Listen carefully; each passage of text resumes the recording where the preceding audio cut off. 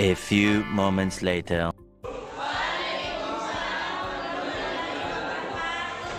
Selamat pagi anak sekalian. Oke, untuk hari ini kita akan membuat satu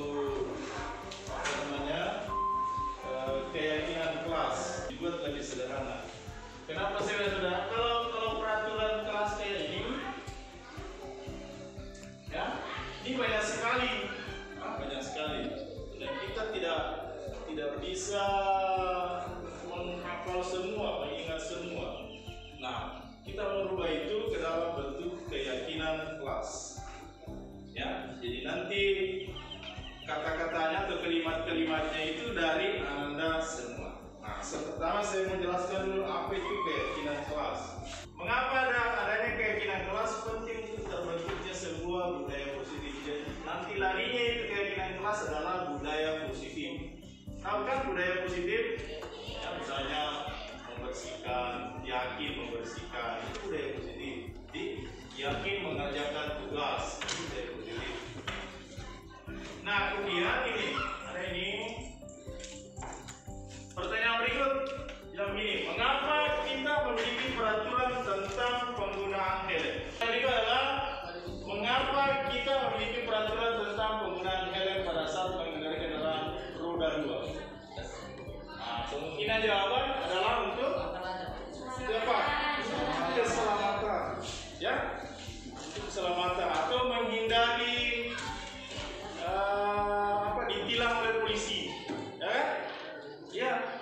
Nah, terus misalnya menghindari kecelakaan, gitu. Nah, yang kedua, mengapa kita memiliki peraturan tentang penggunaan masker, mencuci tangan dan sebagainya di setiap saat? Tentu apa kira-kira? Untuk kesehatan atau keselamatan kita. Jadi keselamatan atau kesehatan itu tadi yang kita sebut sebagai suatu keyakinan, ya, suatu keyakinan. Maksudnya yakin bahwa selamat, yakin bahwa tidak terhindar dari penyakit kalau pakai masker, yakin, dan pasti tidak ditangkap oleh polisi, ya kan? Ya, itu dulu. Jadi itulah makanya ini tata tertib ini mau diubah ke dalam bentuk keyakinan kelas. Oke, sepakat? Sepakat semua? Sepakat. Oke, kalau sepakat, sekarang kita mau bentuk kelompok dulu. Ya, kelompoknya bagi 4 saja nih. 4. Kelompok 1, 2, 3, 4. Ya. Oke, kelompok 1, 2, 3, 4. Nanti setiap kelompok menuliskan kelas yang Anda impikan, kelas bagaimana yang Anda impikan. Ya, misalnya kelas bersih, kelas tertib, bertanggung jawab, atau kelas yang humoris, dan ya, kelas yang senang, ya, kelas yang tidak gaduh, ya. Setiap kelompok menuliskan beberapa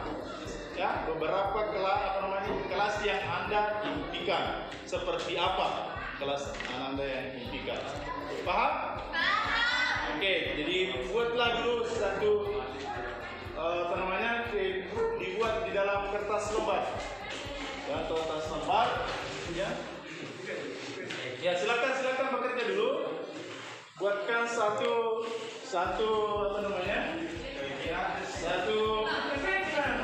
kelas impian, kelas yang Ananda impikan, kelas bagaimana?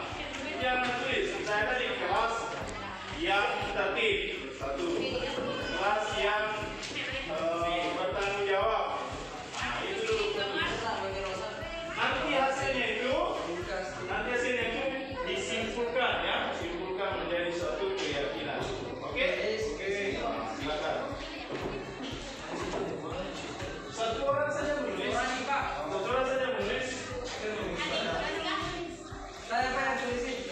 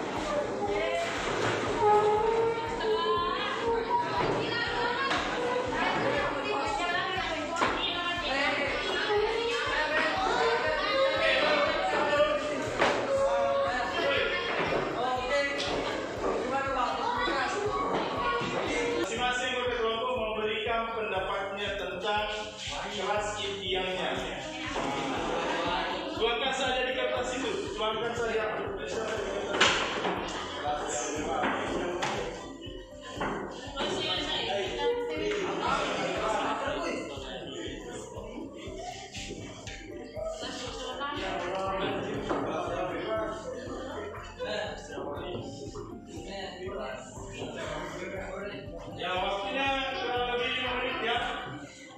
Sampai jam 9.00. Setelah itu bisa dikumpul.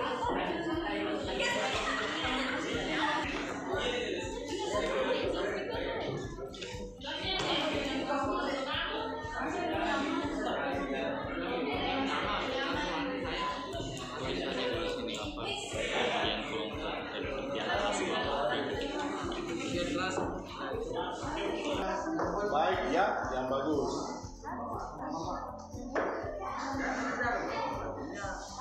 Nanti jelaskan itu layar kalian jelaskan bagaimana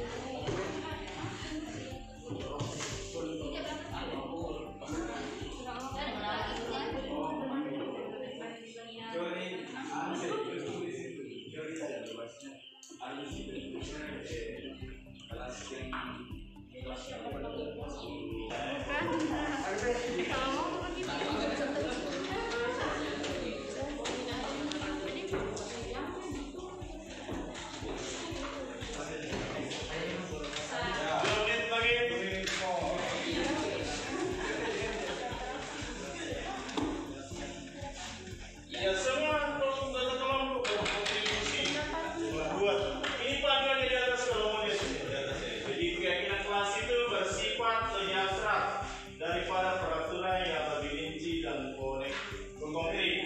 Keyakinan kelas berupa pernyataan universal secara umum ya.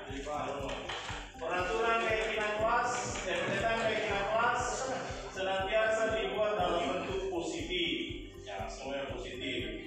Keyakinan kelas hendaknya tidak terlalu banyak sehingga mudah dipahami, mudah diingat dan dipahami oleh semua dari kelas. Keyakinan kelas sebaiknya sesuatu yang dapat diterapkan di lingkungan tersebut. Yang bisa diterapkan di lingkungan kelas kita. Kemudian semua warga kelas hendaknya ikut berkontribusi dalam pembuatan. Ya, saya kira kita sudah berkontribusi membuat bersedia meninjau kembali keyakinan kelas dari waktu ke waktu. Nah, jadi nanti seumpama sudah ada kesepakatan, nanti itu ditinjau dari waktu ke waktu. Misalnya bulan depan, apa yang tidak terlaksana dari keyakinan tersebut, apa yang sudah bagus, apa yang perlu ditingkatkan, apa yang kurang. Oke? Sudah? Finish? Finish? Nah, sekarang kita mau dengar setiap kelompok apa saja keyakinan tersebut.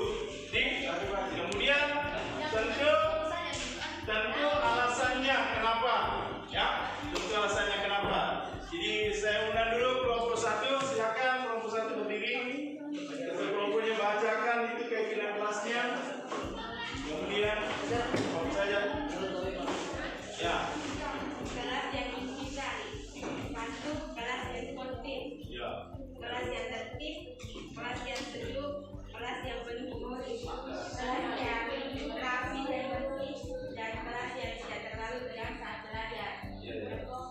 Gitu. Apa alasannya kelompoknya membuat kelas impian seperti itu? Biar pertama biar semangat belajar. Ya.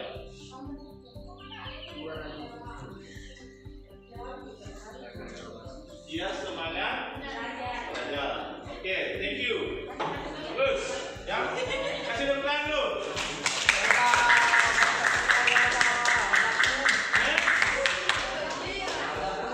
Baik, saya undang kelompok 2.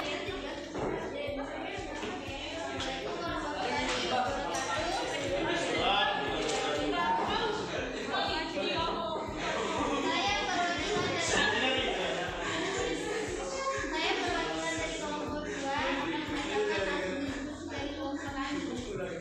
Kelas yang diimpikan yang pertama yaitu kelas yang disiplin, kelas yang bebas, dalam kurung bebas sharing ilmu, kelas yang aktif siswanya, kelas yang kompak, dan kelas yang asik.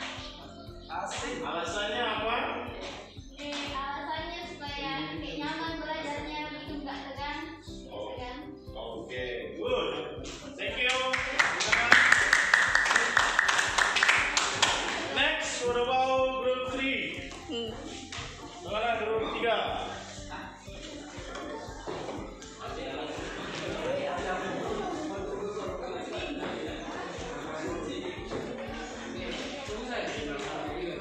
Silakan group 3.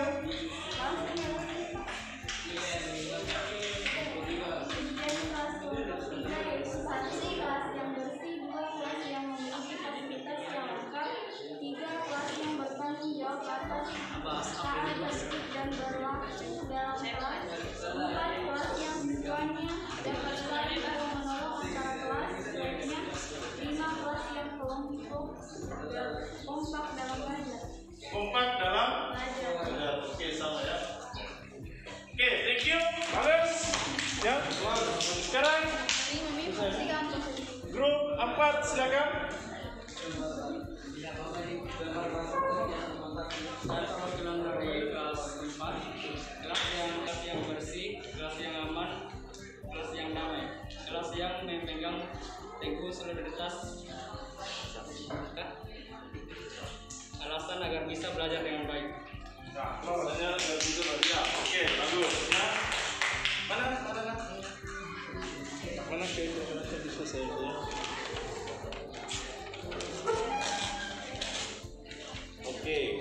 Oke, sekarang kita lihat kesimpulan di atas, ya. Kata-katanya, ya. Yang pertama bersih, ya. Kayak kelas ide kita ya adalah bersih, kemudian tertib, ya. Tentu hampir sama semua tadi, ya. Dengan tujuannya bahwa supaya kita memiliki semangat untuk belajar, memiliki kenyamanan untuk belajar dan lain sebagainya, ya. Kemudian kedua aktif, kompak, disiplin, ya. Terus yang ketiga adalah bertanggung jawab, dan yang keempat aman. Aman ini dalam bentuk misalnya ada barang-barang atau menjaganya, ya. Kita menjaganya. Tanggung jawabnya kelas ini, keyakinan kelas ini menjaga barang teman itu, bukan malah mengambil, ya, bukan seperti itu. Oke, ya. Itulah keyakinan kelas yang kita sepakati, kelas IP yang kita sepakati. Kemudian nanti kita bentuk dalam suatu kalimat, ya. Kalimat ini nanti kita kesimpulan ini nanti kita buatkan dalam bentuk kalimat, kemudian kita pasang di belakang sini, ya. Oke, ada pertanyaan sampai sini? Tidak ada? Ya. Oke, kalau tidak ada kita akhiri, ya. Pertemuan ini dalam pembentukan keyakinan kelas, ya. Assalamualaikum warahmatullahi wabarakatuh.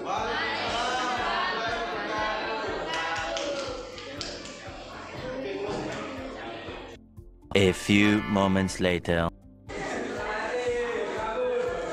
Ya, maju nak. Ini yang kemarin kita sepakati, ya.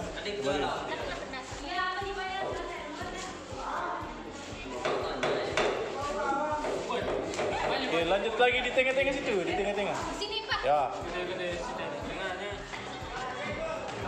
Semuanya ikut tanda tangan. Iya Pak.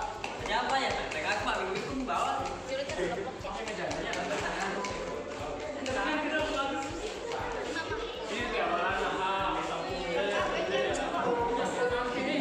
Ya, lagi.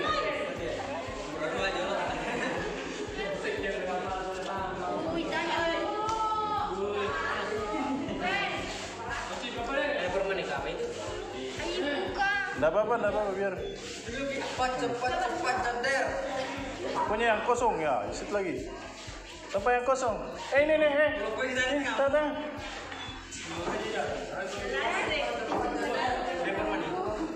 Mau deh. Itu Sumatera tahu kan? Itu Udah nih sih. Udah no.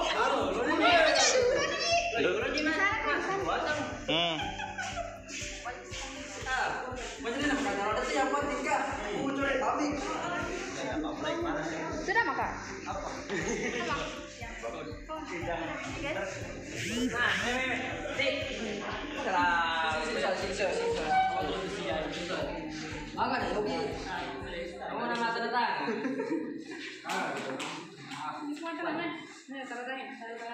Kasih besar-besari.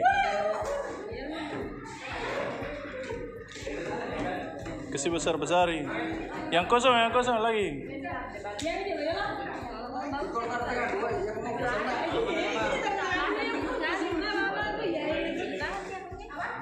Ini sini yang kosong ini. Ya.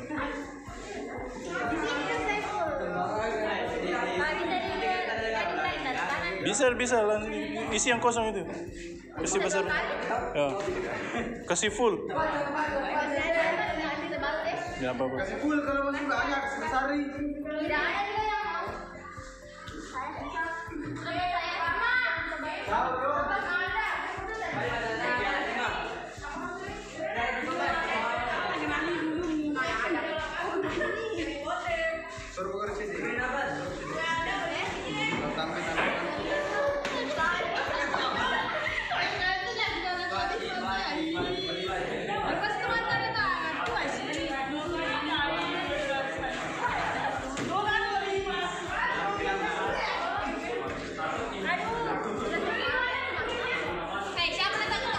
A few minutes later.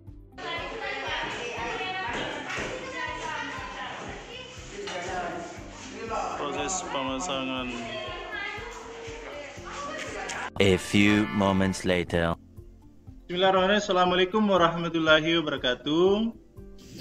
Waalaikumsalam warahmatullahi wabarakatuh. Oke, teman-teman sekalian, pada kesempatan ini kita akan membahas satu topik tentang sosialisasi budaya sekolah, budaya positif di lingkungan sekolah. Adapun agenda terkait dengan budaya positif di sekolah, di sini ada 6 saya tawarkan. Yang pertama itu perubahan paradigma, kemudian yang kedua konsep disiplin dan motivasi, kemudian yang ketiga keyakinan kelas, 4 pemenuhan kebutuhan dasar, dan 5 posisi kontrol, dan 6 segitiga restitusi. Nah, dari ke-6 ini kayaknya ada 2 hal yang paling mendasar atau paling riskan dengan budaya terkait dengan budaya positif, disiplin, dan segitiga restitusi. Nah, hal ini juga sudah saya coba laksanakan di sekolah dengan percobaan kepada siswa yang atas nama Sriadi. Oke, kita lanjut ya. Yang pertama adalah perubahan paradigma.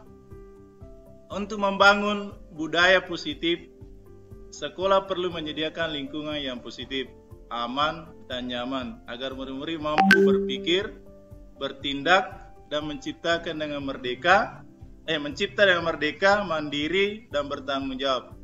Jadi salah satu strategi yang perlu ditinjau ulang adalah bentuk disiplin yang dijalankan selama ini di sekolah-sekolah kita. Ini ada pendapat dari Stephen Choi. Ini juga pernah saya ambil status ya. Nanti kita baca sendiri saja ya. Oke, kita lanjut. Yang kedua, konsep disiplin dan motivasi. Nah, ini yang paling mendasar ya. Bahwa ketika mendengar kata disiplin, apa yang terbayang di benak kita? Tentu yang terlintas di pikiran apa yang terlintas di pikiran kita juga. Nah, kebanyakan orang akan menghubungkan kata disiplin dengan tata tertib, teratur, dan kepatuhan ya pada peraturan. Kata disiplin juga sering dihubungkan dengan hukuman. Ya, padahal itu sungguh berbeda karena belajar tentang disiplin positif tidak harus dengan memberi hukuman. Justru itu adalah salah satu alternatif terakhir dan kalau perlu tidak digunakan sama sekali. Kata orang, kalau disiplin, ya itu muncul katanya dari dalam diri kita. Makanya kita dilarang untuk memberi satupun hukuman. Kalaupun mau beri hukuman, ya itu adalah alternatif terakhir. Ya, alternatif. Biasanya hukuman dirubah menjadi konsekuensi. Itu. Oke, lanjut. Adapun disiplin menurut Ki Hajar Dewantara, bahwa di mana ada kemerdekaan, disitulah harus ada disiplin yang kuat. Sungguh pun disiplin itu bersifat self-disiplin, yaitu kita sendiri. Ini tadi yang mewajibkan kita dengan sekeras-kerasnya, tetapi itu sama saja. Sebab jikalau kita tidak cakap melakukan self-disiplin, wajiblah penguasa lain mendisiplinkan diri kita. Makanya anak-anak sekarang itu yang belum memahami tentang arti disiplin sesungguhnya, makanya dia butuh penguasa lain atau orang lain untuk mendisiplinkan diri dia. Makanya ini yang mau dikaji nanti, bagaimana anak-anak itu muncul dari dalam dirinya untuk memiliki keyakinan sendiri untuk terkait dengan disiplin. Jadi kalau seperti itu kita tidak usah lagi menjadikan alat atau penguasa yang lain untuk mendisiplinkan mereka. Nah, di situ Ki Hajar menyatakan bahwa untuk mencapai kemerdekaan atau dalam konteks pendidikan kita saat ini, untuk menciptakan murid yang merdeka, syarat utamanya adalah harus ada disiplin yang kuat. Nah, disiplin yang dimaksud adalah disiplin diri ini, yang memiliki motivasi internal. Nah, motivasi internal ini tadi keyakinan dalam dirinya, artinya punya motivasi tersendiri untuk melakukan disiplin itu. Terkait dengan itu ada 3 motivasi perilaku manusia. Yang pertama untuk menghindari ketidaknyamanan atau hukuman. Ini adalah tingkat terendah dari motivasi perilaku manusia. Biasanya orang yang motivasi perilakunya untuk menghindari hukuman atau ketidaknyamanan akan bertanya apa yang akan terjadi apabila saya tidak melakukannya. Nah, biasanya kalau orang mau disiplin ada di kata menghindari hukuman. Ya, supaya saya tidak dihukum, saya harus datang cepat misalnya. Itu. Kemudian yang kedua, untuk mendapatkan imbalan atau penghargaan dari orang lain. Orang dengan motivasi ini akan bertanya, apa yang akan saya dapatkan apabila saya melakukannya? Ya, mereka melakukan sebuah tindakan untuk mendapatkan pujian dari orang lain atau untuk mendapatkan hadiah, pengakuan atau imbalan. Kemudian yang ketiga, untuk menjadi orang yang mereka inginkan dan menghargai diri sendiri dengan nilai-nilai yang mereka percaya. Nah, karena nilai-nilai yang mereka yakini dan hargai ini, mereka melakukannya ingin menjadi orang yang melakukan nilai-nilai yang mereka yakini tersebut. Jadi ini adalah motivasi yang akan membuat seorang memiliki disiplin positif, karena motivasi berperilakunya bersifat internal. Jadi nanti dia sendiri, yaitu. Oke. Kemudian lanjut dengan agenda berikutnya adalah keyakinan kelas. Nah, ada pertanyaan satu muncul, mengapa keyakinan kelas? Mengapa tidak peraturan kelas saja? Nah, keyakinan yaitu nilai-nilai kebijakan atau prinsip-prinsip universal yang disepakati bersama secara universal. Jadi umum, lepas dari latar belakang, suku, negara, bahasa maupun agama. Nah, menurut Gosen ini suatu keyakinan akan lebih memotivasi seseorang dari dalam atau memotivasi secara intrinsik. Jadi seseorang akan lebih tergerak dan bersemangat untuk menjalankan keyakinannya daripada hanya sekedar mengikuti serangkaian peraturan. Ya, jadi menurut Gosen ini kalau orang mempunyai suatu keyakinan, maka itu tergerak dari dalam dirinya. Nah, itu.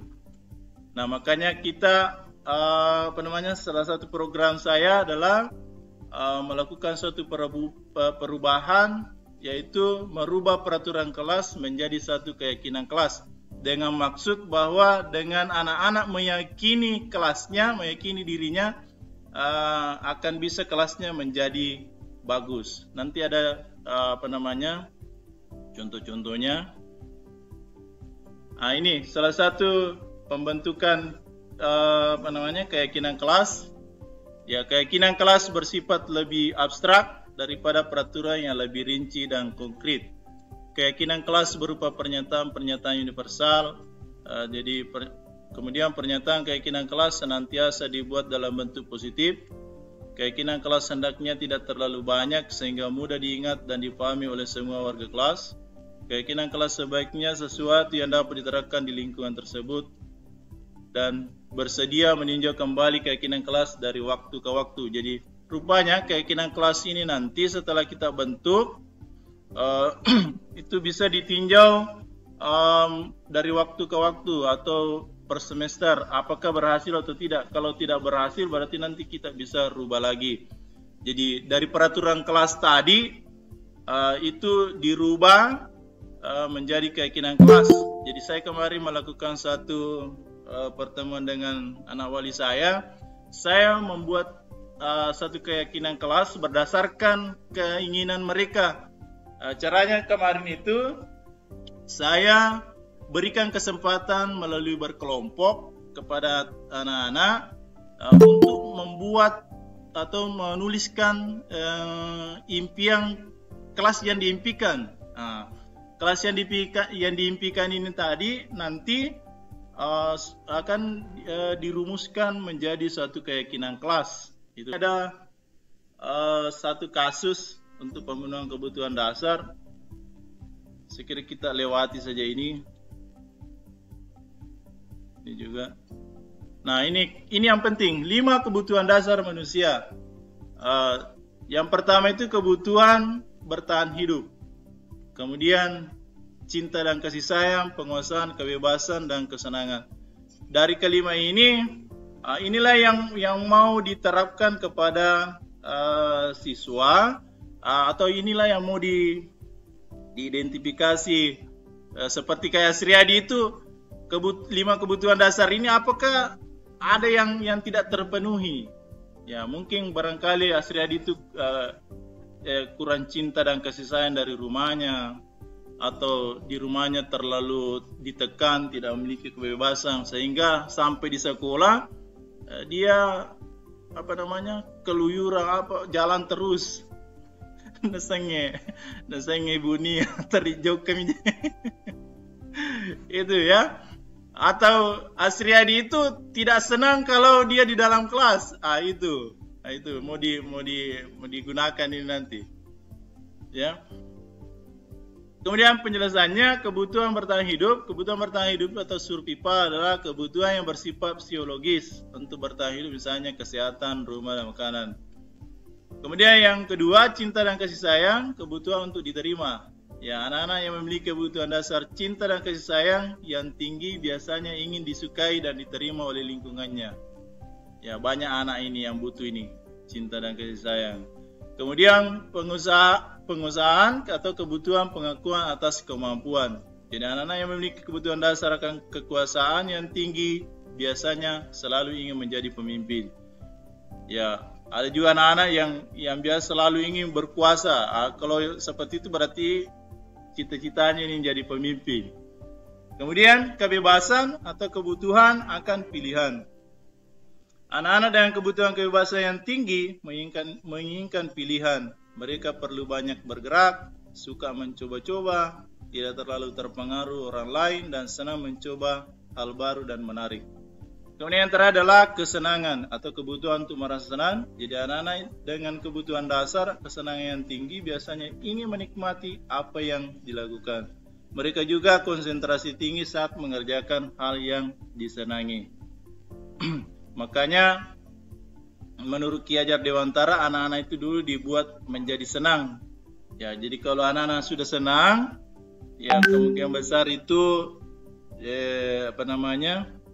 di dalam kelas pasti mereka merasa tertarik untuk belajar. Selanjutnya ada 5 posisi kontrol yang kita bisa lakukan oleh guru, ya. Ini menurut Diane Gosen. Yang pertama itu penghukum. Jadi seorang penghukum bisa menggunakan hukuman fisik maupun herbal. Kata-kata yang biasa digunakan ini.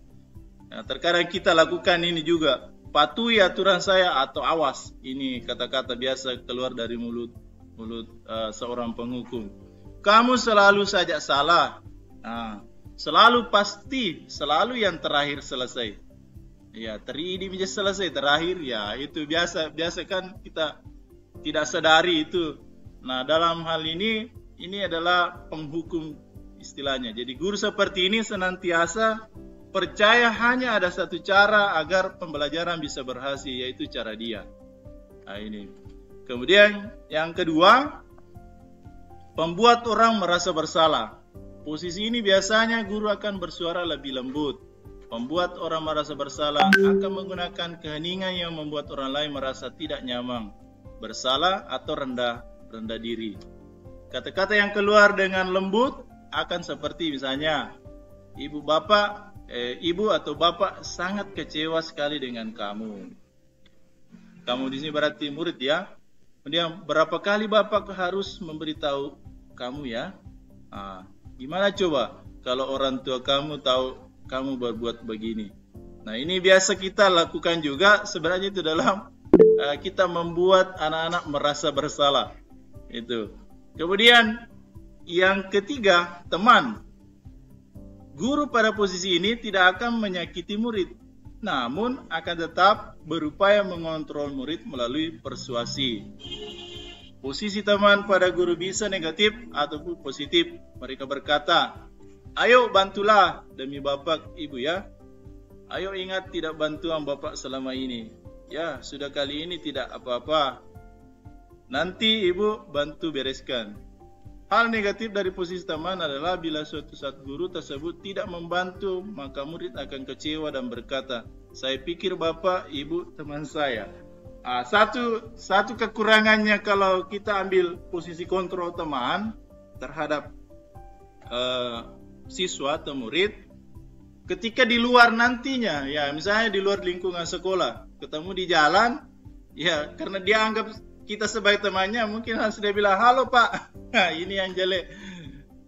Jadi tidak ada rasa hormatnya, itu yang sulit.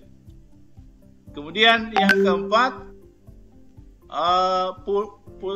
posisi monitor atau pemantau. Posisi pemantau berdasarkan pada peraturan-peraturan dan konsekuensi. Dengan menggunakan sanksi atau konsekuensi, kita dapat memisahkan hubungan pribadi kita dengan murid sebagai seorang yang menjalankan posisi pemantau. Biasanya pertanyaan yang diajukan pemantau adalah, peraturannya apa? Ya, misalnya kalau ada anak-anak melanggar itu, apa peraturannya? Apa yang telah kamu lakukan? Sanksi atau konsekuensinya apa? Nah ini. Nah yang terakhir adalah posisi manajer. Nah inilah posisi yang diharapkan bisa terjadi di sekolah sebagai wujud untuk budaya positif. Posisi terakhir manajer. Manajer adalah posisi mentor di mana guru berbuat sesuatu bersama dengan murid, mempersilahkan murid mempertanggungjawabkan perilakunya, mendukung murid agar dapat menemukan solusi atas permasalahan sendiri.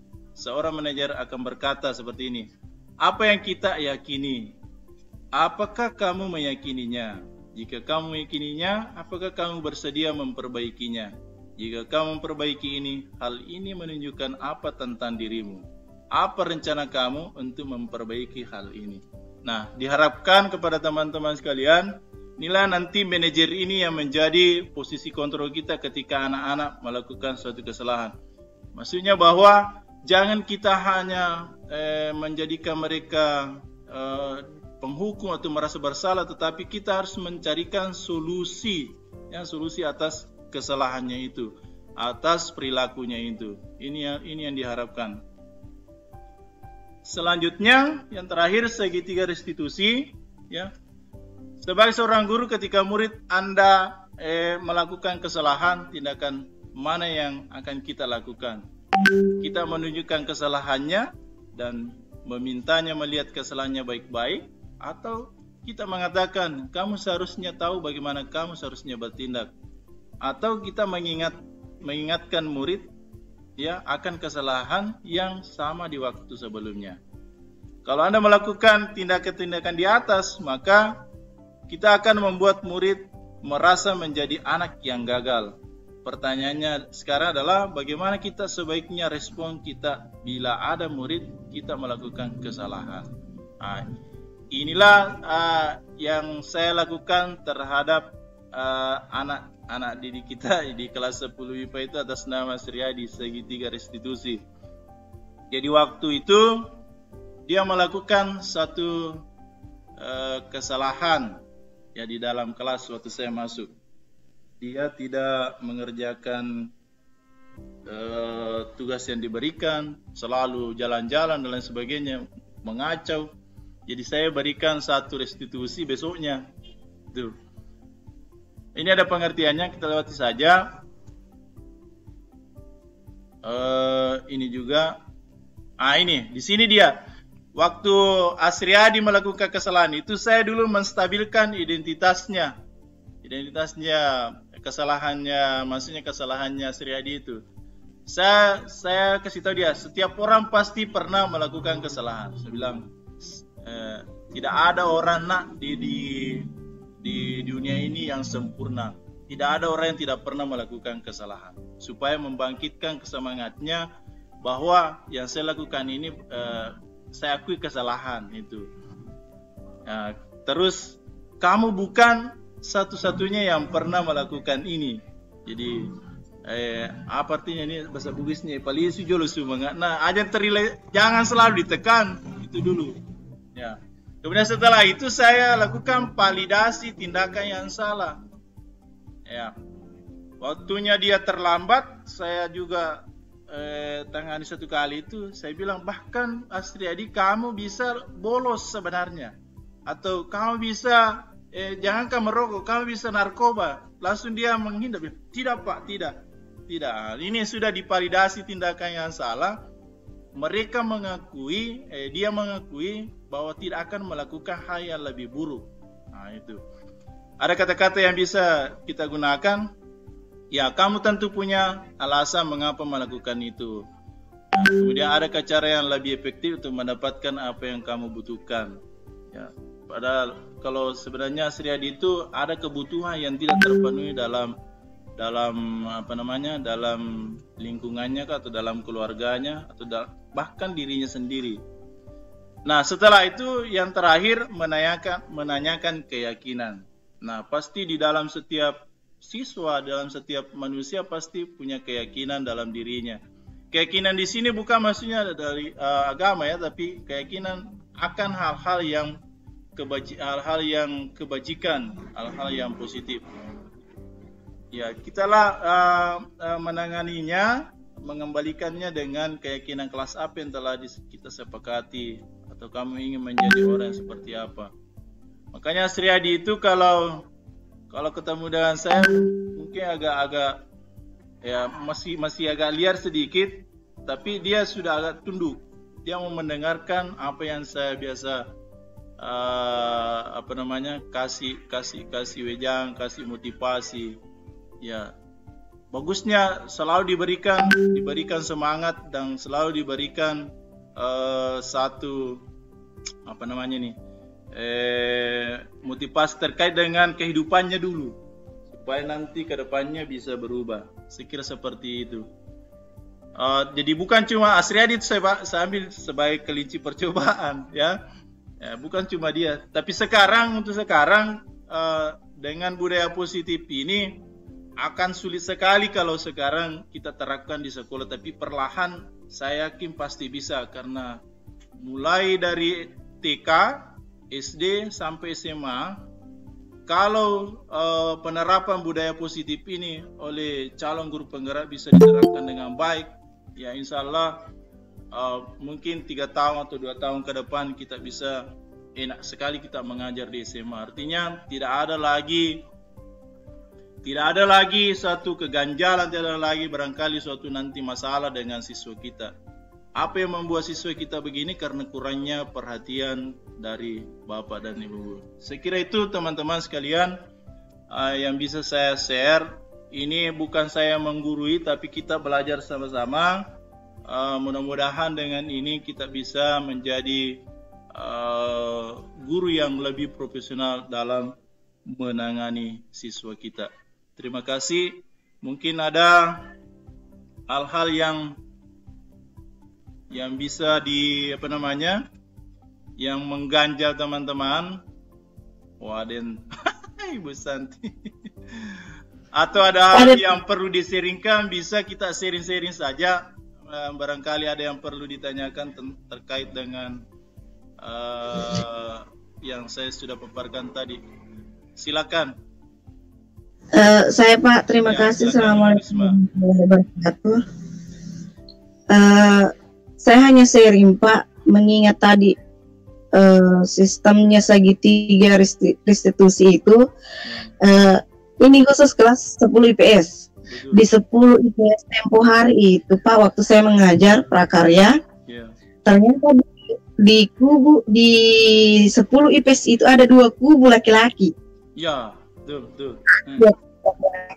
Nah, kebetulan pada saat hari itu kubu yang satunya tidak datang semua. Ya. Rombongan tidak datang. Kemudian rombongan yang satu datang. Ya. Nah, mungkin baru sedikit yang saya terapkan dibilang sedikit untuk segitiga restitusinya itu Pak. Saya tanya begini, apa kabarnya temanmu yang tidak datang? Kenapa mereka bisa terbagi dari atas 2 kubu? Ya. Katanya itu hari, saya tanya saya sebut namanya Pak ya, Ariel Saputra. Ya. Saya tanya kenapa tidak adanya kekompakan sama teman-teman satu kelasnya. Ya. Katanya ada sedikit katanya Bu, kesalahpahaman yang sudah mendasar, padahal sebenarnya mereka Pak sudah dari SMP itu sudah satu geng semuanya, tapi pas masuk SMA ya di kelas di PS itu kadang satu rombongan tidak ada semua. Jadi saya tanya sedikit kan mengidentifikasi apa penyebabnya, permasalahannya mereka. Ternyata itu ada ketidakharmonisan, ada sesuatu masalah Pak. Jadi saya tanya hari tidak ada gunanya. Saya menjelaskan, memberikan arahan bahwa tidak ada gunanya kalau kita dalam satu kelas itu pincang sebelah, kayak maksudnya istilahnya tidak sejalan ceritanya Pak, tidak sejalan. Jadi apakah bagaimana selanjutnya saya menghadapi itu dengan metode segitiga restitusi itu Pak? Oke. Saya langsung ya. Jadi begini, itu namanya kita sudah mengidentifikasi ya. Tuh. Nanti barangkali Ibu Risma bisa mengumpulkan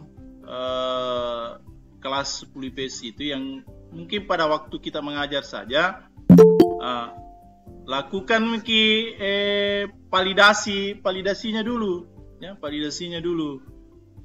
Maksudnya validasi kesalahan apa itu divalidasi dulu kalau sudah divalidasi nanti mereka bisa yakini kesalahannya di mana ya itu.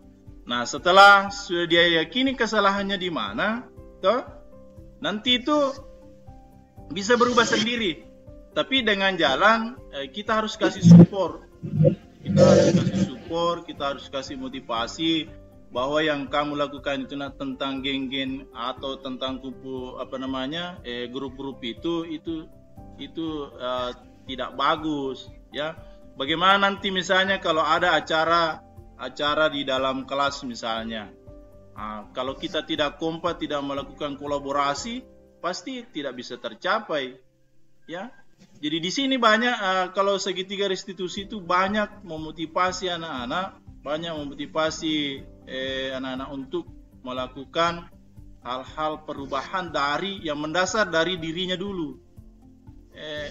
Karena yakin saja anak-anak itu pasti punya nilai-nilai kebajikan dalam dirinya. Senakal apapun pasti dia punya punya nilai-nilai kebajikan dalam dirinya. Dan karena dia kan makhluk berpikir. Meskipun dia tingkah lakunya kayak Asriadi kan, wah luar biasa. Kalau Asriadi itu luar biasa kalau kan tidak pernah menulis, tidak pernah tenang saja di dalam kelas, tidak bisa. Itu Asriadi. Karena itu saya selalu kasih gambaran-gambaran masa depannya tuh. Ini nak, kita tidak selalu begini, ya. Tidak mungkin umur tak selalu begini. Bahkan saya kasih gambaran level istilahnya ini, level tingkatan usia. Ya, usia anak-anak, remaja, sampai orang tua. Saya bilang saya kasih gambaran diri saya, tinggal satu yang saya tunggu, level kuburan. Itu mami yang ditunggu karena sudah dijalani semua, sudah jalani anak-anak, sudah dijalani dewasa, remaja, dewasa. Jadi makanya di guru penggerak ini betul-betul guru dikembalikan kepada posisi awalnya, karena selama ini zona nyaman yang kita duduki betul-betul nyaman sekali sehingga membuat kita lupa tanggung jawab. Saya kira seperti itu. Mungkin ada yang lain kita bisa share, teman. Kalau tidak ada, kita bisa ngobrol-ngobrol yang lain saja. Atau Ibu Satriani ada? Oh ya, Bu Satriani. Halo. Aktifkan dulu kameranya semua. Ya, bisa kita foto-foto. Aktifkan kameranya. Betapa rinduku padamu semua. Ini bukan acara guru penggerak, kayaknya ini acara rindu. Terlambat Kak, menyesalku padahal banyak ilmu kayaknya ini yang harus saya dapatkan di sini. Terlambat Kak. Ada kegiatan